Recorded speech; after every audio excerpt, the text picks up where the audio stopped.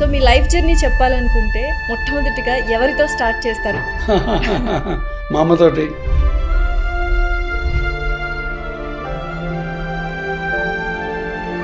ఎందుకంటే నేను డాక్టర్ అవడానికి ముఖ్య కారణం మా అమ్మ.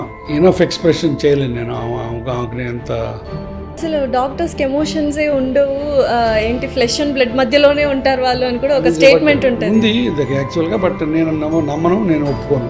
సో మీ అనుభవాలన్నీ రంగరించి గురువాయనం రచించడం జరిగింది. అందులో మీకు బాగా నచ్చిన అనుభవం? వెస్ట్ బెంగాల్ నుంచి ఇద్దరు భార్యాభర్త వచ్చి నా దగ్గర ట్రీట్మెంట్ చేయించుకున్నారు. భర్త చనిపోయాడు ఆపరేషన్ అయిన తర్వాత. భార్య అక్కడ కలకత్తా వెళ్ళి ఇల్లు అమ్మి డబ్బులు పంపించింది నాకు.